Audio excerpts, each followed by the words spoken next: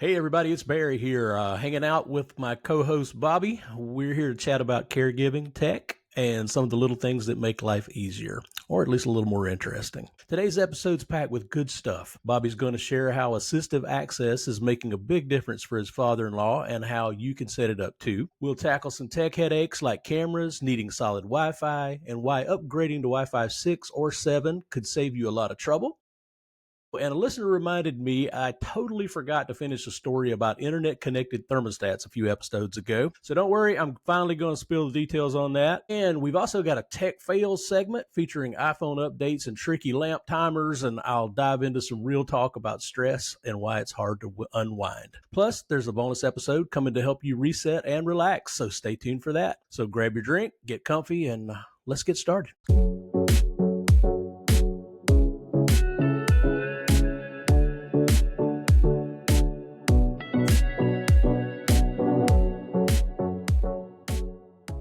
Hey, Mr. Clark, how are you today? Doing fine. I know all of the world, Clemson Nation in particular, is happy this weekend, so I won't tell you why. If you don't know, then you better ask somebody. So that's right. Just look at the colors, y'all. Just look at the colors. YouTube, just look at the, not, just look at the colors. Just look at the colors. So anyway, that's okay. For all of y'all who are not Clemson fans, don't be turned off. We don't always do this, but this is a special moment. Special moment. That's right. Special moment. That's a good way to put it. So I hear we got some tech wins this week, man. Besides football wins, we got tech wins. So tell us a little bit about your father-in-law and your Assistive Access win. Well, for those of you who don't know, my father-in-law, without giving much detail, is had a stroke event a couple of months ago, and he's in assisted living, and it's changed his life a little bit, ours too. And we've been adapting. He is a very, very addictive person to his phone. He wants his phone all the time. So, over the Thanksgiving holiday, the first thing was, how you doing? The next thing is, where's my phone? So we decided we needed to give him one. But his mobility and his cognitive ability is made using a regular phone, any phone, pretty difficult. And so I'm having to do appreciation for that. There is a feature in iPhones called Assistive Access, which turns your phone basically into a jitterbug phone. And it makes it very, very simple for people who are struggling or people who have limited mobility to use their phone. And it changes the way, in this case, an iPhone works to make it very simple and takes a lot of the extraneous apps and kind of, gadgetry around a phone and makes it very simple to use. So the way you get to access to it is you go to settings and you go to an accessibility setting and go to the very bottom of that list, and you'll see Assistive Access. And when you first go into it, it asks you to manage it. You can choose the applications you want on the phone. It renames some of those applications to be what they do, not what they are. So phone changes to calls, iMessage changes to messages, things like that. Even if you're running an iPad, which you can run this on an iPad, it'll change FaceTime to say calls. So it'll be something very simple. And so it makes the buttons really big. It makes this functionality really simple.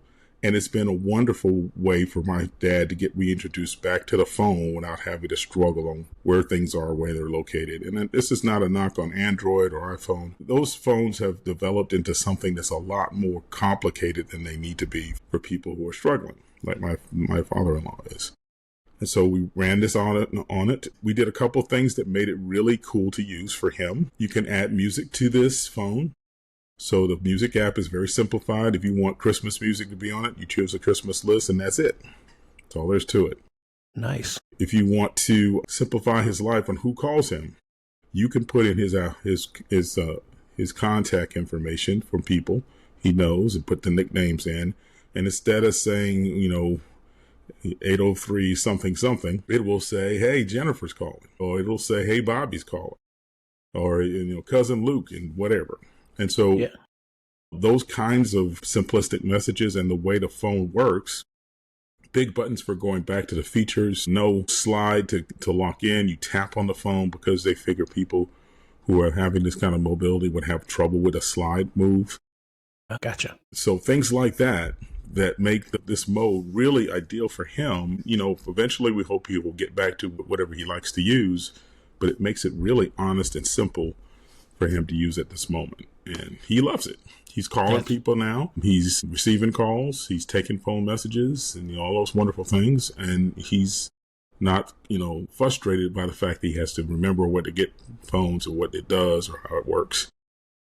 This mode is certainly a good way for people who are in my situation with my father-in-law. But even if you're not, say you're in my mother's situation where she has some memory issues and sometimes gets confused, using the buttons and remembering what they do, between the X and the green dot, instead of a big button that says back, really makes it good for her to use it. So I'm going to try using it on her, especially with her iPad, so she'll be able to use something very simple because she doesn't care about all the apps. That's great. I got 300 apps on my phone. Probably you do too, Barry, because, we're tech guys and that's what we do. They need 5, 6, and you can control it. And it's actually made so you can't get out of it unless you know a password. Mm-hmm. So you're in basically a new mode. The phone changes into something different.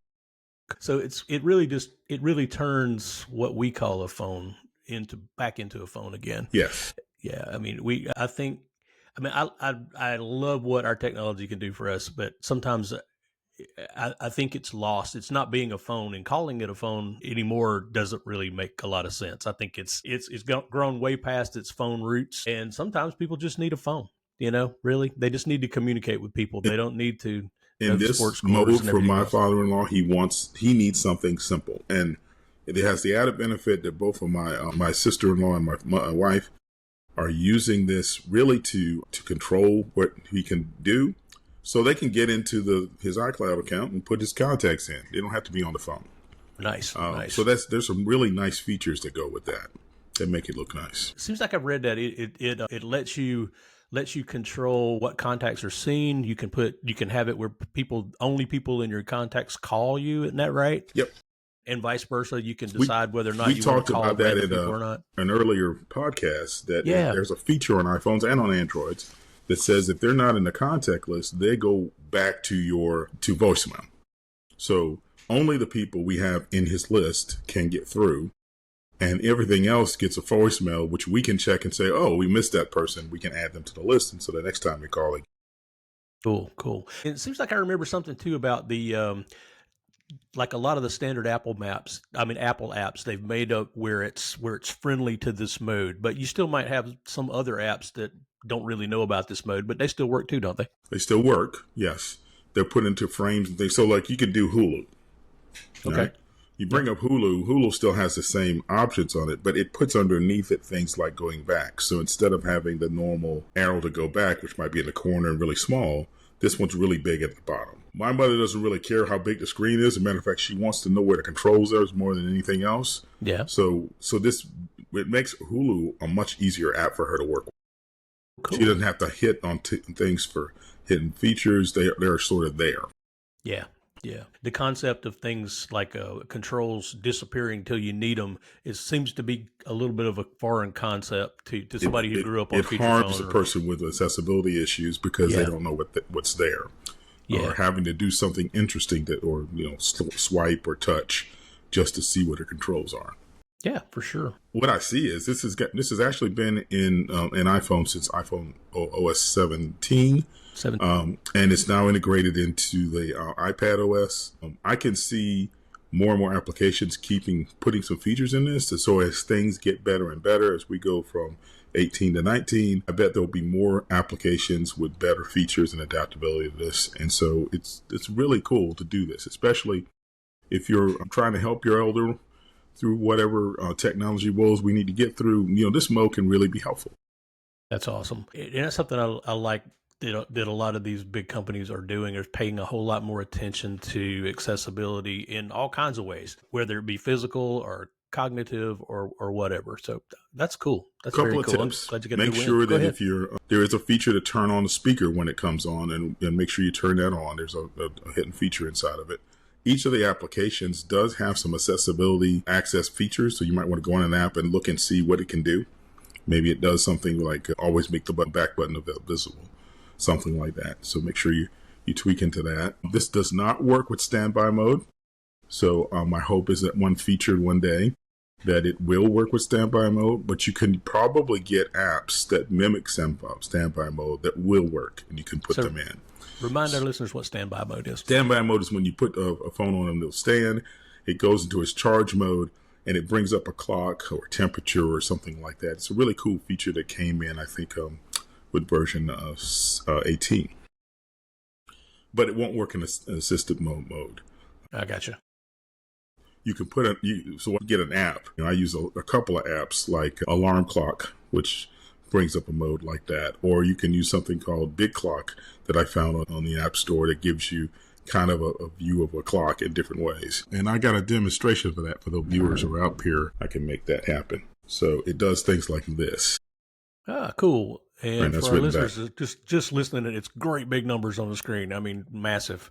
Cool. That makes for a great alarm clock, or at least a bedside table clock, I guess is a good way to say it. Looks like an old style, click over clock. So yeah, clock radio. Awesome. So there are apps like that work in assistive mode, but you can't get standby to work that way yet. So maybe Apple will recognize that and realize that they need to make that work somehow. Well, that's cool. Awesome. Well, I'm glad you got a win there. That's fantastic. Yeah, that was a really nice win. And he's continuing to use it. He used it last night for some calls we made. You make FaceTime calls with it too. So it does some kind of things like that. That's good. Really nice. It simplifies the FaceTime calls. Yep. I've got a couple relatives that I might talk into trying that out just to make things simpler for them. Especially one relative who's kind of has some vision problems, and I think those big touch targets would probably help out a lot. Yeah. Yeah.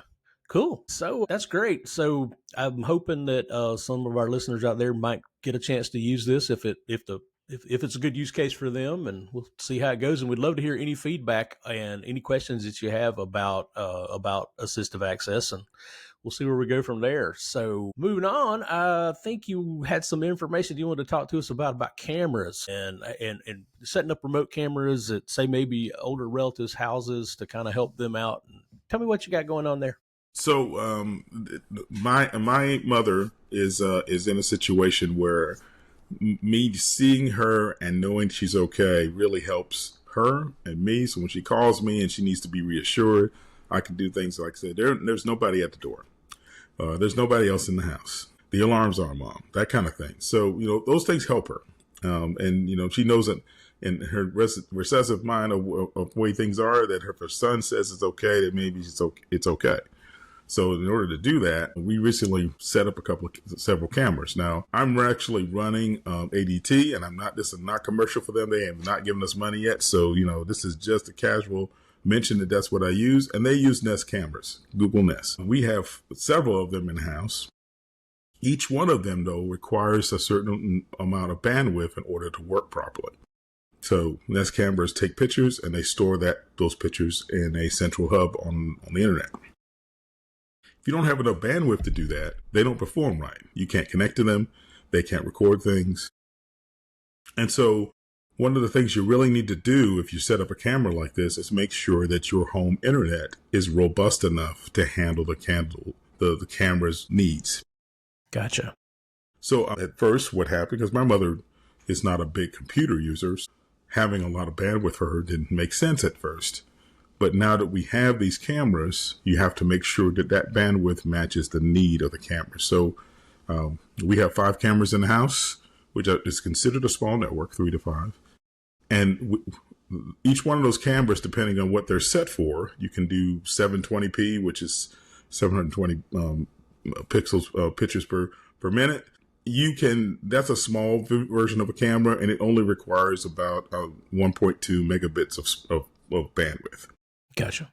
So if you're doing a house and you've got 300 megahertz of bandwidth, you need to subtract that from that list for every device that you might have. So when I say device, I don't mean just cameras. If you bring a phone, or you got a computer set up, or if you have a wireless router or something like that, then it takes away from your bandwidth items. Mm-hmm. So when Mom's alone, she's only got her computer. She has a watch and a phone, three devices. So each one of those devices requires a little bit of bandwidth to operate primarily. Now we have to add 5 cameras to that. Okay. And so as you can see, that number can go way up. If you're doing high resolution, 1080p kind of things, it goes from 1.2 megabits to 2 megabits. And so you can have situations where you have multiple cameras set up and you might need extra bandwidth. You should talk to your security provider about what they require. I think we're going to put a cheat sheet that I kind of came up with into the show notes later on that kind of gives you a way to start thinking about this. Yeah, that'll be helpful. How much bandwidth you have in your house equates to how operable your cameras will be. And if you have people come in like on a holiday with lots of people coming in with their own devices, guess what? Their bandwidth needs add to your network. So you can have issues. This also means things like Roku's and Apple TVs. They take bandwidth. So you can see if you list all the things in your house now that might take some bandwidth up, you can add up to dozens of devices really quickly, especially if you're inviting people into your house. Yeah. And then bringing their bandwidth needs to it. Especially even if you're like on an older internet connection. Like a year or so ago, I got away from an AT&T landline, and on a good day, I might have had 25 megabits down. And that gets eaten up really quickly when you start talking about a whole bunch of cameras, right? Yes. So you have to start measuring that. It's a bit of math. If you really want to be robust about it, for every device you have, think of 5 megabits of bandwidth. So if you have a dozen of those devices, okay, 5 times 12, that can get you into 60 or 70 megabits of bandwidth. Now add on the computers you might be having if they've done an update or if they're pulling down video or you're doing a studio thing like we're doing, then you can easily exceed a simple 24 megabit connection with a basic cable. You could overwhelm it pretty quickly. Even the higher end stuff, the things that are 100 or 200 can get really down there as far as that's concerned too. So you got to be careful. And so I was noticing issues when I was in the house, when other people came into the house with my mom. They brought their cameras and their things in, and maybe mom would let them get into our network. Then that would take away from the camera views. So the caretaker you're inviting in to help mom, and she connects to your network. Now her devices are on your bandwidth. And so you need to make sure you account for that. So I'm probably going to have to go back to my provider for mom and get her bandwidth moved up so I can get more dependable cameras.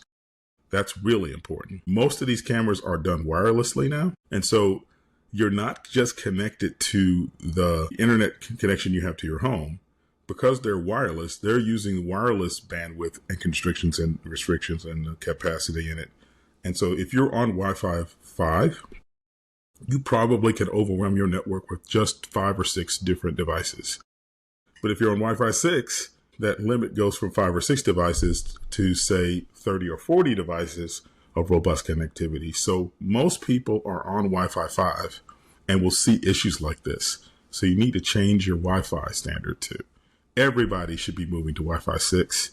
And frankly, if you can buy a device that's Wi-Fi 7, which just got released earlier this year, you need to think about that because they must have much more robust capabilities and can withstand lots of devices on them all at the same time, that kind of thing. Yeah. Good point. Very good point. I mean, I'm guilty of this. If something's working, I don't like to mess with it. But I just realized the other day, like the router that we're using right this minute, it is 5 years old, and after a while things start to degrade. I've noticed I've had to reboot this thing a lot more lately, and I just went out and bought 2 new Eros. I'm going to go ahead and mention that brand, which have updated Wi-Fi standards on them, and 2 of those were less than what this other one cost 5 years ago. So it's not minimal. I mean, not completely minimal to upgrade, but it's not as expensive as it used to be. Not to mention the setup is a whole lot easier than it used to be if you need to change out your Wi-Fi adapters. And distance makes a difference in Wi-Fi too. So if you're closer to the router, you get more capability and more speed. If you're farther away, you get less. And that less capacity can add on to cameras not working. It can add on to things not connecting when they should. So you have to be careful about that. And frankly, most good providers, we have Spectrum in the area, they offer Wi-Fi 6 kinds of routers, and you should take advantage of them. Some of them at no cost. Come with the provider. Yeah, you should definitely do that. Even if you don't, the Euro is a very good device to do that kind of thing because it manages how many devices you have in your network. You can actually see how many you have with an iPhone app or something like that. And so my thought would be that can solve many people's problems. Is what Wi-Fi are you using? And if it's Wi-Fi 4 or 5, go get a Euro. I'm talking $100, maybe, on sale, you can get it for 60 and it's worth every penny. And then again, check with your provider because they can often provide you with a wireless connection that's Wi-Fi 6 or greater. One of the things I wanted to mention too about Eero, and there are other brands who do this too, but these are just ones that I happen to like, is that they do something called mesh Wi-Fi. Yes.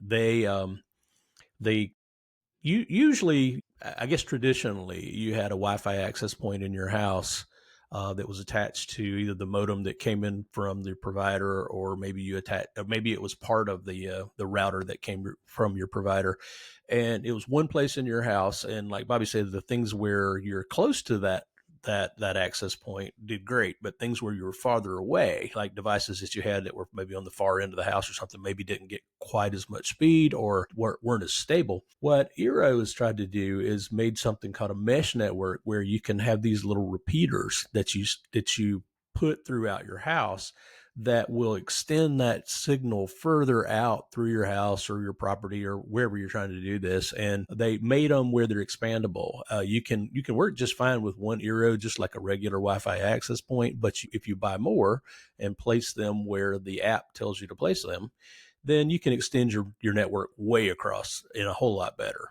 That's some things to think about if you're going through this and you want to do cameras like Bobby's done, where you can kind of keep an eye on things from a distance. I can highly recommend a mesh network if you've got them spread out, for sure.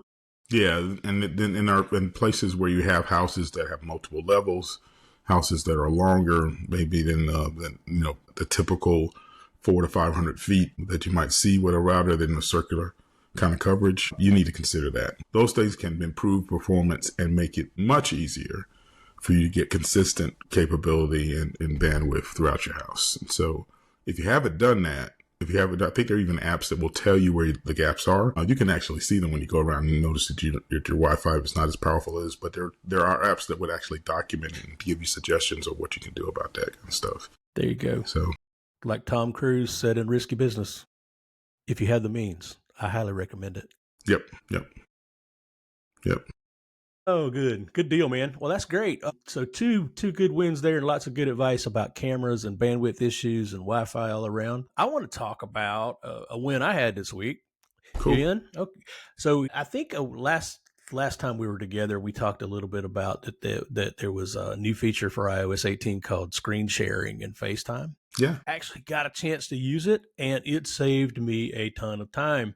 I was talking with my aunt the other day, and she was having some trouble, I think, connecting to the Wi-Fi in her ALF, and she was talking to me on the phone just over cellular.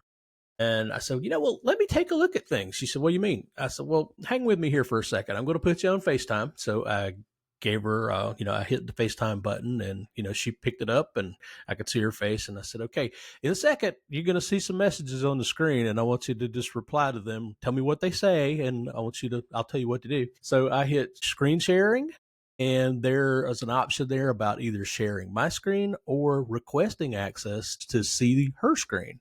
So I hit request access. She said, okay, it's asking me if you can do this. I'm like, yep, that's great. Go ahead, do that. And so bam, I could see her cell phone screen on my screen over FaceTime. And that was killer. So I had her move around a little bit, and I could making sure it was working good. And that was great, but I needed to go to her settings and make some changes. So I hit the little button in the corner in FaceTime that said request control. And it popped up on her side, asked her if she wanted to give control to me. She said yes. And it was just like I had her phone in my hand. I could move around. I could go to settings. I could make changes.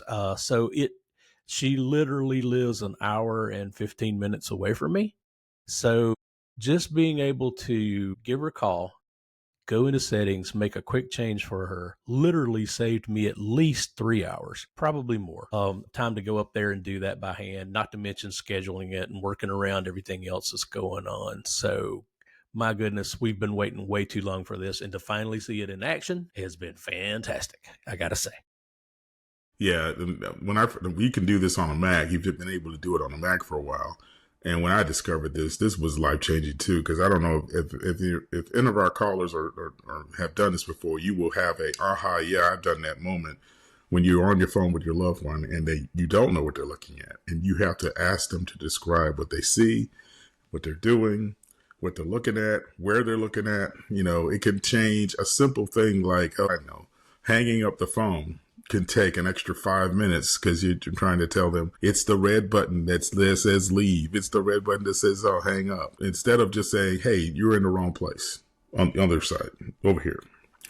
That really helps. So these are features we need as caregivers. And for techs, any vendors listening to this, you need to wrap all this stuff up and put it in a package because we will buy it. We'll pay 2x for it. Because these are the kind of things that really make sense for us to help our loved ones get through it. And I think it's just the time of it, right? So what are we, Barry? What generation are we? I guess we're X's. We're X's. Yep. Baby boomers are the people we're helping. They need this bad. Yeah, they do.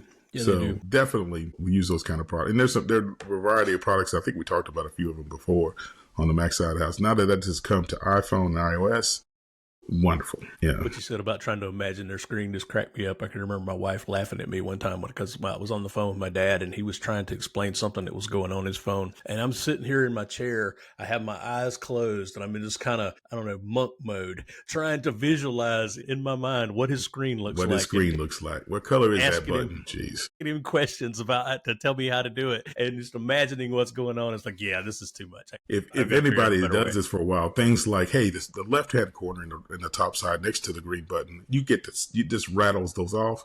You've been through hell. It's been, we're sorry. We're sorry. Oh, wow. That's great. Well, okay. Well, I'm going to move on from that one because that one's a good win. A friend of the show, I'm going to call him Stefan. He pointed out to me the other day, I saw him, and that a couple of episodes back, I was going to tell a story about getting an internet-connected thermostat connected.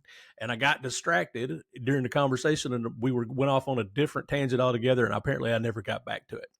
So this is for Stefan. So let me give a little bit of background here. My wife's mom is in an assisted living facility and she moved from her house and property a few hours away. Let's put it that way. And right now there's no one living there and has some relatives and neighbors who come by and take a look at the place occasionally. But, and we have some other relatives who come by and, do a few things around the house from time to time, but it's a long way away to get there physically and do anything. And over the years, the air conditioning system and the furnace system in there had an old school thermostat. So at the change of the seasons, you would pick a time when you would switch it over from cool to heat and vice versa. And, that's just the way things were. Well, these days, things are a little bit more easy to make those changes from a distance. So what we did is we called the heating and air company in that area and asked them if they would come out and connect a digital thermostat. And most of these days have the ability to connect to the internet so that from a distance, you can control that thermostat. You can set up schedules if you want to. You can switch over from heat to cool, or you can just set it up so it's automatic and it takes care of itself. So the company did it. They installed this thing, but then they let us know, hey, we got it installed, but we can't connect it to your house's internet because we don't know anything about your passwords. And of course, we don't want to give anybody, just random people, the passwords to the Wi-Fi there. So we took a trip. Physically, we were headed that way anyway for a little tiny vacation. We stopped by the house and literally it maybe took 10 minutes to get this thing going. It consisted of going in, looking at the brand of the thing, and I think we had the package that it came in. There's some simple instructions here about either scan this QR code with your phone or go to this internet address and pull down an app for the phone. We pulled down the app, followed the instructions about connecting a thermostat. It asked us to go over to the thermostat, hold a few buttons down till a code came up. We typed that code into the app. It went through a few little steps where it connected to that thermostat and then said, hey, what Wi-Fi network do you want to connect this to? Since my phone already knew about the Wi-Fi network in that house, I was able to just pick that one. And it said, yeah, done. Not a problem. So it really quickly connected that thermostat to the Wi-Fi, and then it prompted me to make a little account for the app. And within 5 to 10 minutes, I was controlling the weather inside that house. Controlling. I was able to give those account details to my wife and to my sister-in-law, and any of us can reach out across the internet and change the weather in that house now. So which is good. But what we really did, though, since not a lot of people are there, we set a schedule for it so that we made sure that it stays on automatic, and the furnace comes on when it needs to, and the AC comes on when it needs to, and better yet, we just don't have to bother with it. So highly recommend that. And so there you go, Stefan. Wanted to let you know what the details were. Let's see here. Those are a lot of good wins, and we've been doing good with those. But I've had a few tech fails this week. Yeah. Because failure helps you learn too. Yes, this is true.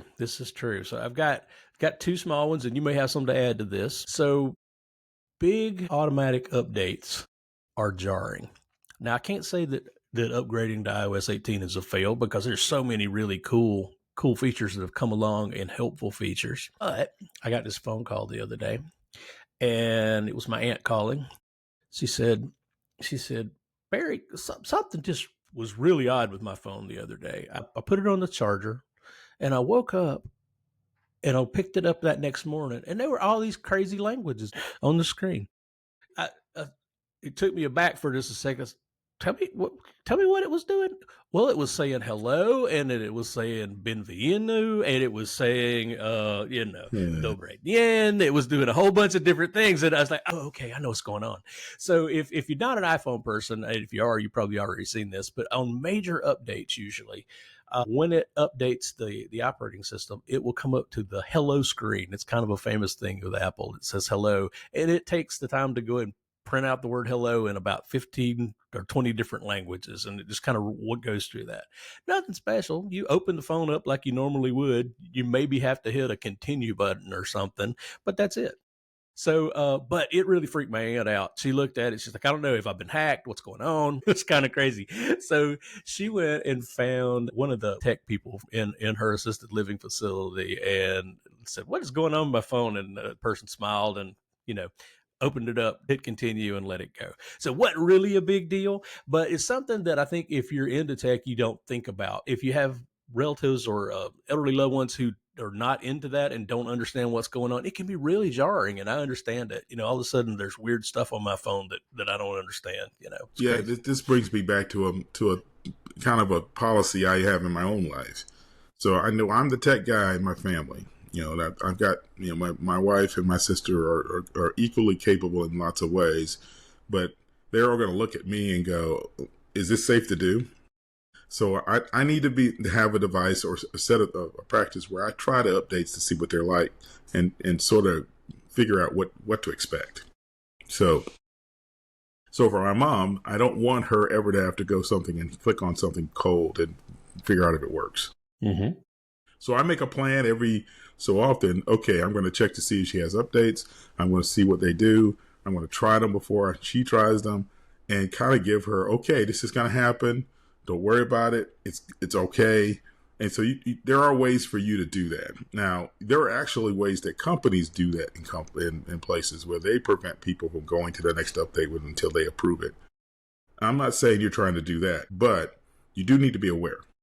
So when you see that update come up, realize that update is going to also come up for your mom's phone, your dad's phone. And so what do you want to say to them about that?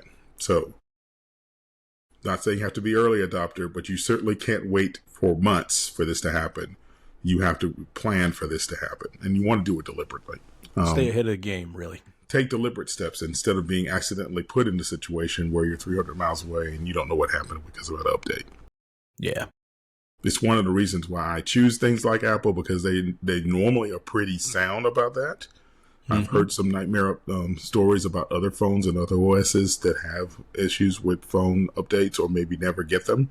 But we won't get into those flavors, but you still need to realize what your loved ones are going to expect. So if you have somebody with an Android phone, it might make sense for you to pay attention when the next update for Android comes out and whether they get it or not. So just be aware. Yeah, and even little things, it's not really a fail here.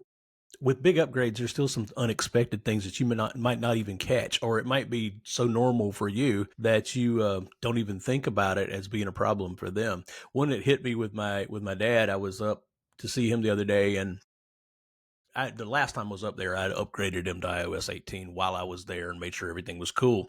It was during the day. It looked fine. It looked beautiful. We went through several of his normal things that he does, make sure he could do them. It was cool. So he called me the next day. He said, since you upgraded this phone, it's doing weird stuff. And I'm like, well, what do you mean?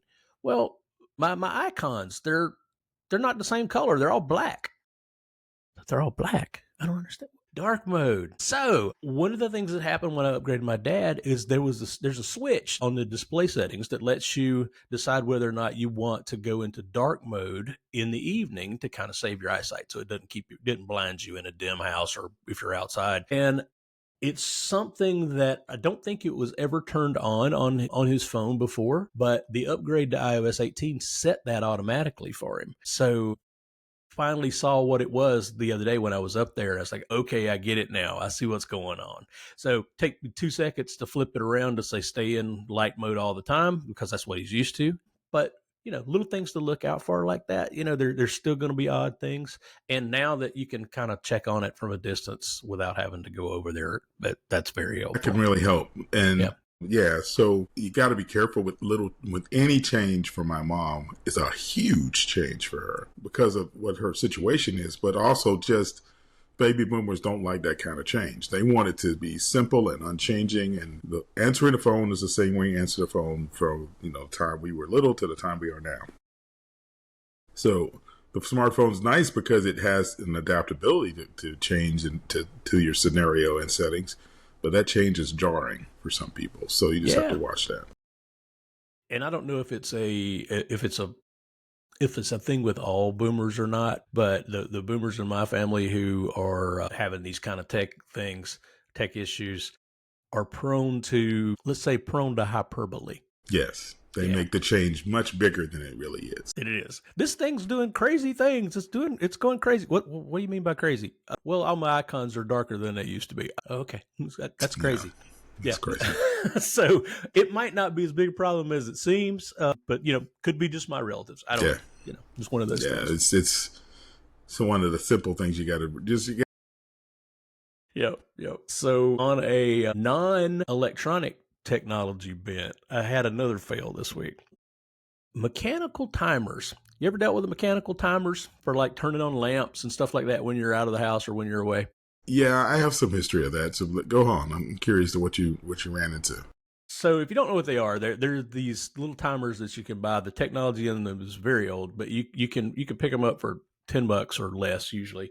You plug them into the outlet in the wall, and then you say maybe plug a lamp into that timer. And there's this mechanical dial where you set the current time, and then these little buttons, a circle of little tiny buttons that could be in two states. They can be pulled out, or they can be pushed in. And if you go around the dial, I think it's maybe 30-minute increments all the way around, or maybe even more increments than that. I can't remember, but it's the entire day. It's 24 hours around the circle, and pushing or pulling these things up helps you set the state of the timer. So, and in this case, I literally can't remember if it's down for on or up for on, and thus the problem. I could not remember this. I set one of these up for my aunt's house. I wanted to make this scene where, in the evenings when it's just about dark time, I wanted a lamp to come on in her front room and, stay on to, I don't know, maybe 10 o'clock at night or so.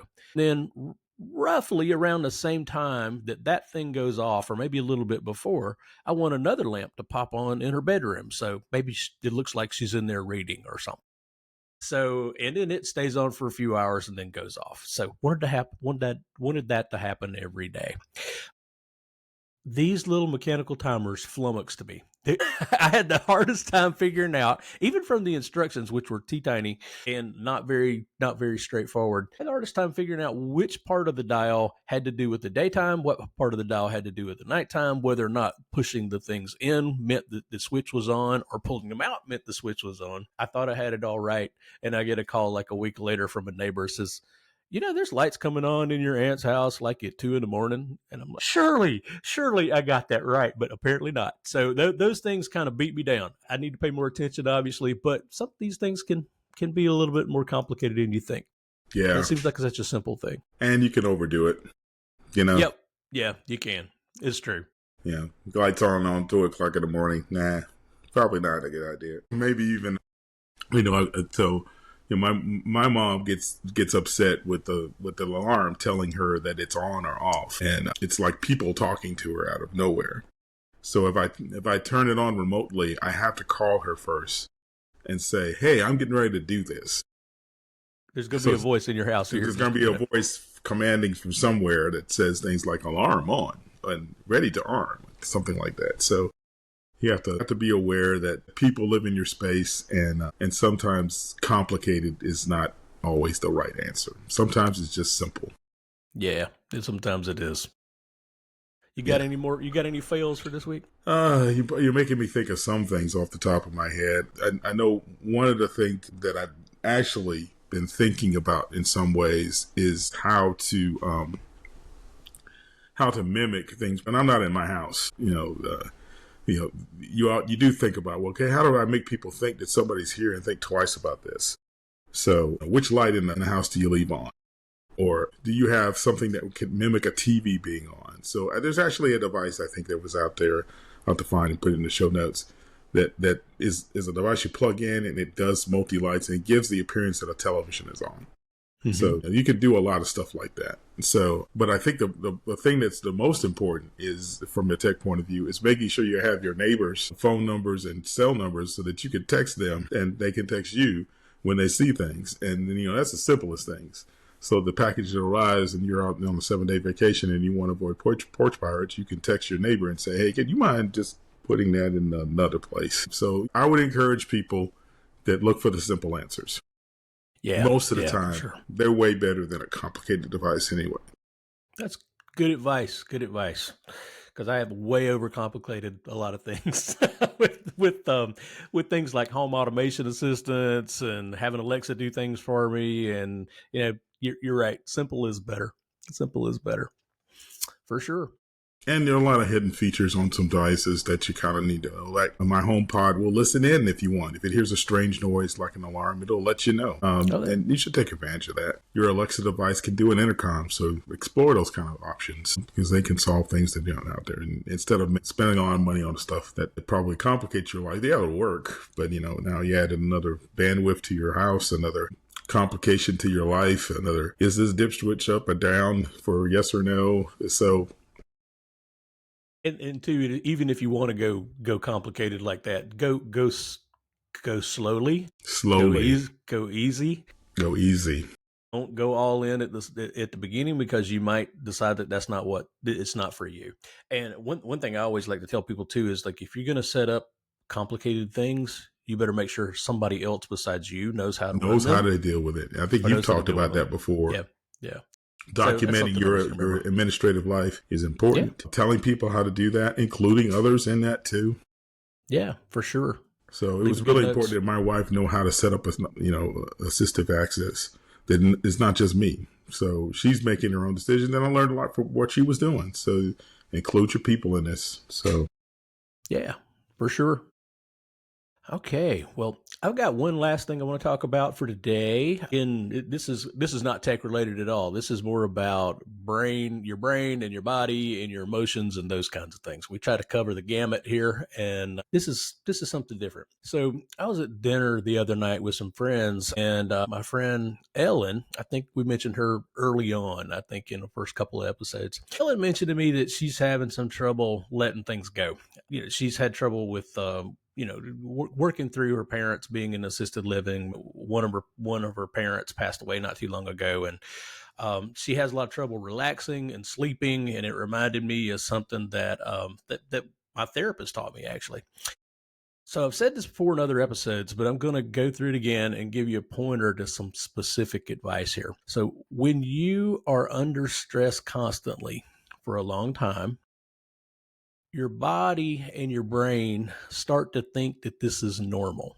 And, a lot of us have been there. When things are coming at us all the time, you're used to that keyed up thing. And especially if you're dealing with parents or loved ones going through these big transitions in life, you can understand what I'm talking about. You probably feel it. So like I said, your body and your brain start to think that this is normal, and our bodies and our brains hate change, even for the good change, even for the good. So the thing is, when things change for the good and maybe even kind of lighten up a bit, and you're not getting these stressors hitting you all the time, our brains, they have this bad habit of starting to look for things to be wrong or expect things to go wrong just to feel normal.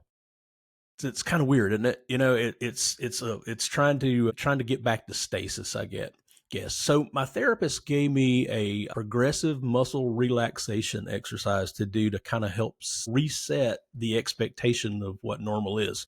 And it's something that you do it for a week or two. It's a few minutes a day.